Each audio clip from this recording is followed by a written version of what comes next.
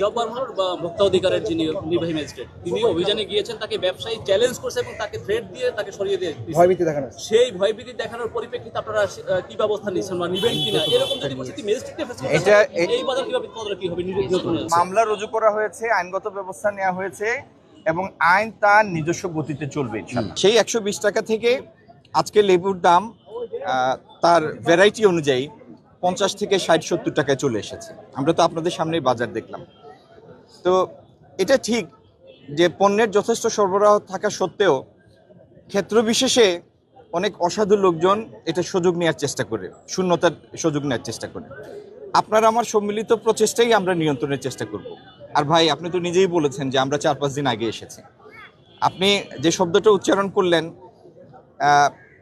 বাজার যেন কোনো নির্দিষ্ট কয়েক ব্যক্তির হাতে নিয়ন্ত্রিত না হয়, এই দিকে আমাদের দৃষ্টি আছে, কিন্তু কার্যকর পদক্ষেপ নিয়ে আপনাকে গুণগত পরিবর্তন দেখানোর জন্য একটু সময় লাগবে এবং আশা করি সেই সময়টা আপনি মঞ্জুর করবেন।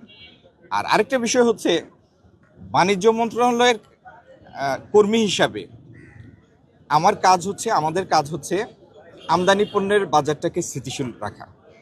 যে পণ্যগুলি আমরা এনে মার্কেট সাপোর্ট করি ব্যালেন্স করার জন্য, টিসিবির মাধ্যমে যে সমস্ত পণ্য আমদানি করি, সেগুলি যথেষ্ট স্থিতিশীল আছে এবং আমি আপনাকে বলতে পারবো কোনো পণ্যের মূল্য গত বছরের মূল্যের সাথে প্রায় 15-20 টাকা কম আছে।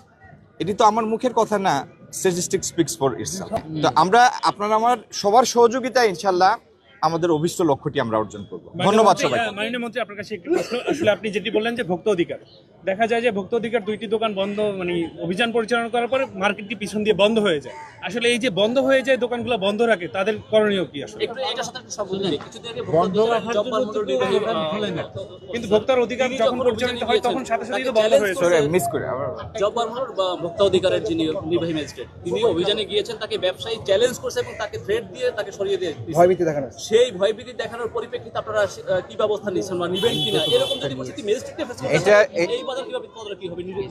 এটার কারণে আমরা আইনগত ব্যবস্থা নিয়েছি। ইতিমধ্যে একটা মামলা রুজু করা হয়েছে এবং আইন তার নিজস্ব গতি অনুসরণ করবে। সারা বাংলাদেশ ছোট জায়গা না, এটা অনেক বৃহৎ জায়গা। আপনি একটা বাজার তদারকি করবেন, এইভাবে ভোক্তা অধিকার কত সংখ্যক আছে এবং এই বাজার নিয়ন্ত্রণ করতে কি পরিমাণ সক্ষমতা দরকার, সেটা আপনারা নিবেন কিনা আগামীতে? না, শুনেন, ভোক্তা অধিকারের 10টা টিম শুধু ঢাকা শহরে কাজ করছে, মন্ত্রণালয়ের 3টা টিম কাজ করছে। এটি তো এই কাজগুলি কি, আপনি যখন কোনো একটা সিলেক্ট করেন বা স্যাম্পল ড্র করেন, সেটা র্যান্ডম বেসিসে করেন। এখন ঢাকা শহরের প্রত্যেকটা বাজার বা প্রত্যেকটা দোকানে সরকারের লোক একসাথে যেতে পারবে না, এটা সম্ভব না, বাস্তব না। এবং বাজার মনিটরিংয়ের উদ্দেশ্যটা হচ্ছে এই তথ্য বা এই অনুভূতি বা এই চেতনার যেন সাধারণ বিক্রেতাদের মধ্যে কাজ করে, যে আমাকে নজরদারির মধ্যে রাখা হচ্ছে। আমি যদি কোনো অন্যায় করি বা ব্যত্যয় ঘটাই, এটা কোনো না কোনোভাবে আইনশৃঙ্খলা প্রয়োগকারী সংস্থা বা সরকারের দায়িত্বপ্রাপ্ত এজেন্সি এটা জানবে। এটাই হচ্ছে বাজার মনিটরিংয়ের কাজ। আমরা আমাদের কাজ চালিয়ে যাব। যদি আমাদের কোথাও কমতি থাকে, আপনাদের পরামর্শক্রমে সেটা আরো বেগবান করব। দোকান বন্ধের বিষয়টা যদি একটু বলতেন।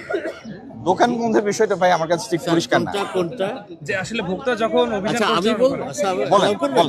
আচ্ছা, উনি তো বন্ধ কখন রাখে? যখন আপনারা অভিযান পরিচালনা করেন, তো ওর পরের দিন আবার যখন যাবে আবার বন্ধ করবে, নাকি সে নিজের কারেকশন করবে? আমাদের কাজের উদ্দেশ্য এটাই। এভাবে করলে তো তারা কাজ করতে পারবে না। এদের বিরুদ্ধে কি ব্যবস্থা নেবেন? সেগুলোর ক্ষেত্রে স্যার একটু আগে বললেন যে আইনগত ব্যবস্থা নেওয়া হয়েছে। আপনি যে একটা নির্দিষ্ট ঘটনার কথা উল্লেখ করলেন, ওখানে আইনগত ব্যবস্থা নেওয়া হয়েছে, মামলা রুজু করা হয়েছে, আইনগত ব্যবস্থা নেওয়া হয়েছে এবং আইন তার নিজস্ব গতিতে চলবে ইনশাআল্লাহ।